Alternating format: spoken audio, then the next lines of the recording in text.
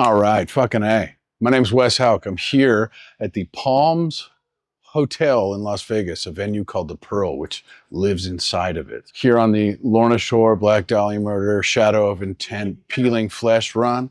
And I'm going to go over a couple gear things and some doodads and some knickknacks. We'll start here with the guitar. This is a LA Custom Shop Iceman. It's a 27-inch scale. We got a rosewood fretboard, trans black maple top here.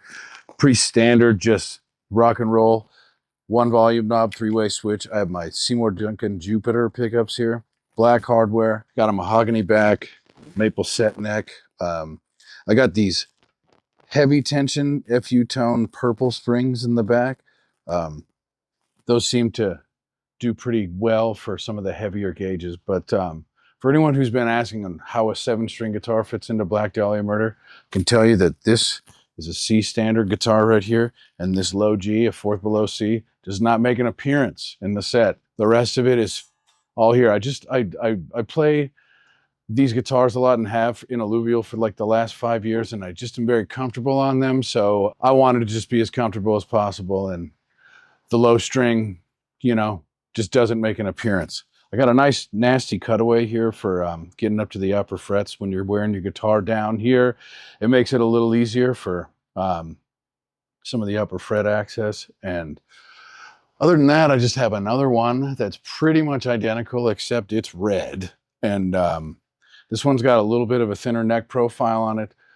They did some of those Daddy Mac rectangular side dots on this for me. They didn't do it on this one though. Same thing with the purple springs in the back. Same pickups, same hardware.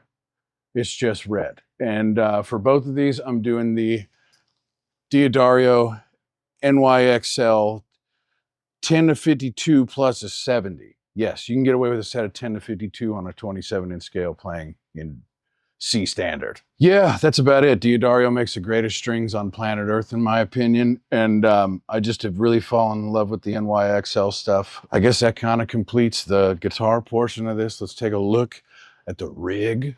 All right, so I'm gonna try to be quick. There's a bunch of shit that's going on here, but I'm gonna try to narrow it down as quick as I can.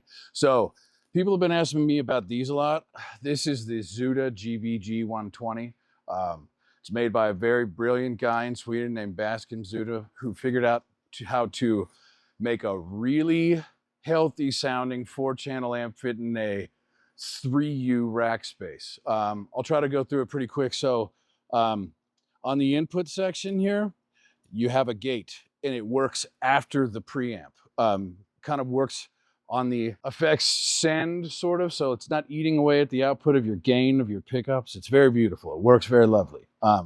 There is a button here that will switch the input to line level, so if you wanted to put some line level shit in front of that, like a Distressor, LA2A, or whatever, you could do that. You could also reamp with this without using a reamp box, right? Because you can just convert it to line level. Channel 1 is a nice, pretty clean sound that is pretty full-bodied, like you wouldn't expect it on a high gain amp. It's like that's the effects loop with the reverb. And second channel is kind of like your Marshall variety of thing. And it's got a couple different modes here, a second gain stage. There's something that kind of leans it out and makes it sound a little bit more like a plexi. And there's the gate on each channel.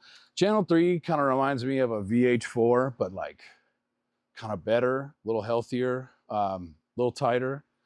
And then channel 4 is like kind of unlike any gain channel I've heard in an amp. Like if you're playing in like D standard or D flat standard, you kind of don't need a boost. It's great. And then there is this second master for the solo. There is a series and parallel loop on this. So like I'm on the series loop, that's your parallel loop. I have no use for a parallel loop in this setup. That's using a set, a pair of 6L6 and a pair of EL34. That switches to just being a set of 6L6. And that switches to just using a set of EL34. And in both of those cases, you're at half power. But I'm always doing the both sets. Every control that you would want is on the front. It's a very brilliant design. It's my favorite amp that I've ever played. I bought a second one just because I'm in love with it. And I've been using channel 2 mainly. And here's the pedal board. So this is a Line 6 HX Effects. It is just in the loop of the head. So right there is just a main rhythm sound with this in front. This is another one of Bascom's pedal. It's a clean boost. Very reminiscent of, I guess, what you would say like the Fortin 33, but like considerably more low end and more options on it. Like, it's a great clean boost. This is the Zool. Everyone's familiar with that. I have this on here in case we go somewhere and I don't have this and I'm using like a festival backline. This is a Shure wireless. I forget the model name, but it's pretty sick. Like, it's pretty easy to use. I've turned it on. I've never scanned and it just works. It is much easier to use than the Sennheiser stuff that I have with my other band. Like I've never touched a button on this. I just turn it on and it works and it's pretty fun. The HX Effects is doing like a 3 different sounds, I guess. Like I have this, which is, you know, you're sort of,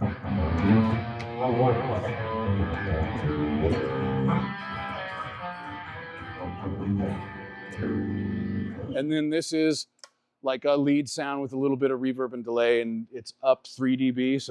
So we got.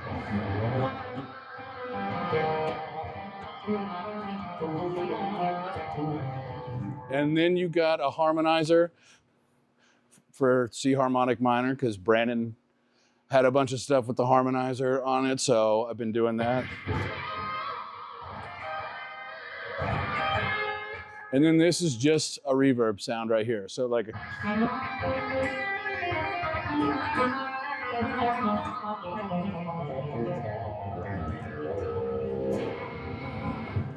and the only other thing other than the cabs, a pair of EVH cabs, is I have this Boss Waza tube amp expander. I've had this thing for fucking ever.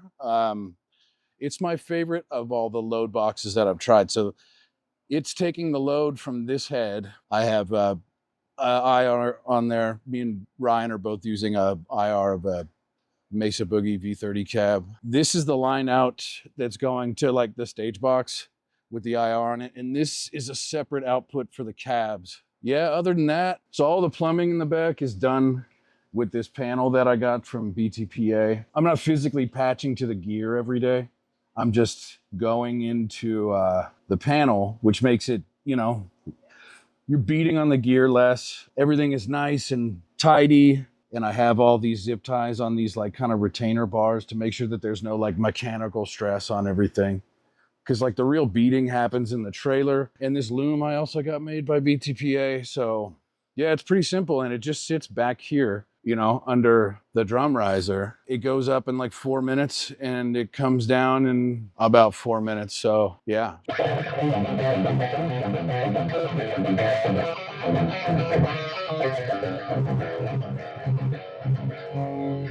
that's just channel 2 with that boost in front of it.